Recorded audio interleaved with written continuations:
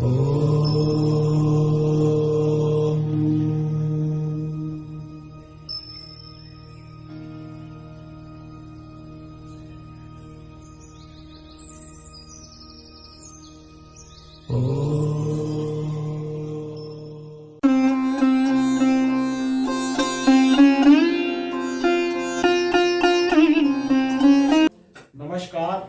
लक्ष्य ज्योति संस्थान के अंदर आज आपका हार्दिक स्वागत और अभिनंदन है। और मैं रोहित कुमार ज्योतिषाचार्य, संस्थापक लक्ष्य ज्योति संस्थान का। मैं आज आपको ये बताना चाहता हूँ कि वैदिक ज्योतिष की प्रथम सीढ़ी क्या है। कि आप वैदिक ज्योतिष जो सीखना चाहते हो, जो समझना चाहते हो, मैं तो ये कहूंगा कि वैदिक ज्योतिष हो, चाहे न्यूमरोलॉजी हो, चाहे पामिस्ट्री हो, चाहे आप टैरो के ऊपर भी आ जाते हो, तो भी आपको जो मैं अब प्रथम सीढ़ी बताने जा रहा हूँ वो बहुत जरूरी है। सबसे पहली बात आती है पंचांग की। किसकी बात आती है? पंचांग की। अगर कोई भी व्यक्ति जो है वो ज्योतिष विद्या से स्नेह करता है और उसको हॉबी के रूप में भी अपनाना चाहता है, चाहे प्रोफेशनल रूप में अपनाना चाहता है, पंचांग का अध्ययन बहुत जरूरी है उसके लिए। मैं आप सभी से आग्रह करूंगा कि आप सबसे पहले पंचांग खरीदिए एक, और इसका नित्य पूजन कीजिए और इसको नित्य पढ़िए। भगवान राम जी जो थे, जो इस समय भी भगवान राम जी जो हैं, वो पंचांग का दैनिक पूजन करते थे। बात समझ में आ गई? अब दूसरी बात मैं ये करता हूं आपसे कि ये पंचांग है क्या, ये पंचांग क्यों है, इसको 5 अंग क्यों बोला जाता है। इसको 5 अंग बोला जाता है क्योंकि तिथि, वार, नक्षत्र, योग और करण। क्या बोला मैंने? तिथि, वार, योग, नक्षत्र और करण। इन 5 अंगों से ये जो पंचांग है, इस पंचांग का निर्माण होता है। ठीक है। अब बात आती है कि ये पंचांग हो गया हमारा। अब दूसरी बात आती है कि पंचांग के अंदर हमारे को जो पूरे के पूरे हमारे 12 मास हैं, वो पूरे के पूरे 12 मास हमारे को इसके अंदर अंकित मिलेंगे, देसी गणना से भी और इंग्लिश गणना से भी।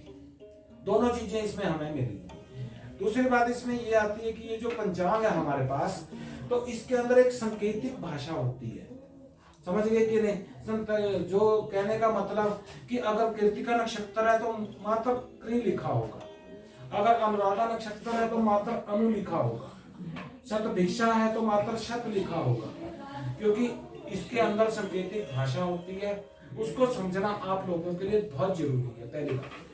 दूसरी बात इसमें यह आती है कि आज कौन सा ग्रह जो है वो कहाँ पे गोचर कर रहा है, कौन सी राशि में गोचर कर रहा है, कहाँ पे जा रहा है, ये सब आपको पंचांग से मिलेगा। इसमें एक बात और आती है कि स्थानीय पंचांग जो होते हैं, जिसको हम कहते हैं लगन। सबसे पहली बात जो है हमारी वो लगन से स्टार्ट होती है। तो ये लगन निर्धारित हम कैसे करते हैं? लगन निर्धारित हम कैसे करते हैं? लगन निर्धारित हम करते हैं कि पूर्व क्षितिज में जो राशि उदय होती है वो हमारे लगन मानी जाती है। ये आपको पंचांग से मिलेगी सारी बात। दूसरी बात, जो स्थानीय पंचांग होते हैं उसमें इष्ट काल की गणना को घटा के बढ़ा के, तो ये पंचांग जो है वो पूरी बात आपको बता देगा कि इसका जो लगन है वो कौन सा लगन निर्धारित आपने करना है। उसके बाद जो अगली बात आती है हमारी पंचांग की अहमियत मैंने बता दी कि आप ज्योतिष विद्या के साथ अगर स्नेह करते हो, आपको सबसे पहले पंचांग को पढ़ना सीखना पड़ेगा। जब आप पंचांग को पढ़ोगे आपको ये पता लगेगा कि इसके अंदर जो है 27 नक्षत्र की पूरी बात है, उसके अंदर करण की है, योग की है, ये सारी बातें इसमें आएंगी। दूसरी बात, इसके अंदर आपको बहुत सी जानकारी मिलेगी। जैसे मैंने कहा कि गोचरिया से, कि गोचरिया प्रभाव आपको मिलेगा। इस पंचांग की मदद से, अगर आपके पास मोबाइल नहीं है, आपके पास लैपटॉप नहीं है, आप इस पंचांग की मदद से कुंडली का निर्माण कर सकते हो। आगे बात समझ में कि नहीं? वो आने वाले समय में हम आपको कुंडली का निर्माण भी करना बताएंगे। लेकिन आधुनिक युग के अंदर सॉफ्टवेयर बहुत जो है वो आ चुके हैं, तो मैं चाहता हूं कि आप सभी उन सॉफ्टवेयरों का लाभ लीजिए और उनसे जो कुंडली बन के आती है वो पंचांग से ज्यादा सटीक बनती है, क्योंकि वो अंश, कला, विकला, सेकंड, मिनट, वो सब की गणना करके वो जो है वो कुंडली बनती है। अब हम बात करते हैं कि जैसे एक साल के अंदर 12 महीने होते हैं, वो 12 महीने की जो देसी गणना है वो माह, ठीक है, ये गणना कैसे होती है? ये गणना होती है पूर्णिमा के समय चंद्रमा जिस नक्षत्र में गोचर करता है उस नक्षत्र के नाम पे उस मंथ का नाम हो जाता है। यहाँ तक बात समझ में आ गई कि नहीं। दूसरी बात इसमें आती है कि जैसे हम ये कहते हैं कि रामनवमी है, कृष्ण अष्टमी है, तो जैसे ये दो बातें हमारे दिमाग में आई, दीपावली है, महानिषद काल की अमावस है, तो ये अमावस से ताल्लुक रखती है, बात समझ में आ गई। तो इसका मतलब क्या हुआ कि जैसे हमने कहा कृष्ण अष्टमी, तो हमारे को अष्टमी की जरूरत है। इंग्लिश तिथि कोई भी हो उससे हमारे को कोई मतलब नहीं, हमने अष्टमी तिथि ही उसको लेना है। जैसे अभी बसंत पंचमी गई है, हमारी माता सरस्वती जी की कृपा सभी पर बनी रहे। और जैसे बसंत पंचमी गई है तो पंचमी है, नाग पंचमी है तो पंचमी है, राम नवमी है तो नवमी है, दुर्गा अष्टमी है तो अष्टमी है, दुर्गा नवमी है तो दुर्गा नवमी है। तो ये देसी गणनाओं को समझने के लिए आपका पंचांग पढ़ना बहुत जरूरी है। मैं ये कहूंगा कि सभी देखने वालों को कि जो भी व्यक्ति ज्योतिष विद्या को समझना चाहता है वो सबसे पहले पंचांग को समझे। एकदम से उसको युतियों में, दृष्टियों में अभी जाने की कोई जरूरत नहीं है। सबसे पहले उसको पंचांग, उसको ये पता हो कि हमारी ज्योतिष विद्या की मेन आधारशिला जो है वो किन स्तंभों पे टिकी है। जो सबसे पहली बात है प्रथम नक्षत्र, दूसरी बात उसके स्वामी, तीसरी बात ग्रह, चौथी बात राशियां, और फिर मेन बात भाव। ये भाव, ठीक है। तो ये भाव जो होते हैं इनको समझना पड़ता है। और उसके बाद जैसे हम ये कहते हैं कि संक्रांति, अभी जैसे बहुत गई, जैसे मकर संक्रांति गई, मकर संक्रांति गई, संक्रांति का अर्थ ये होता है कि सूर्य का राशि परिवर्तन करना, ठीक है। तो ये हमारे को जो काल गणना का आधार हमारा पंचांग, क्या बोला मैंने,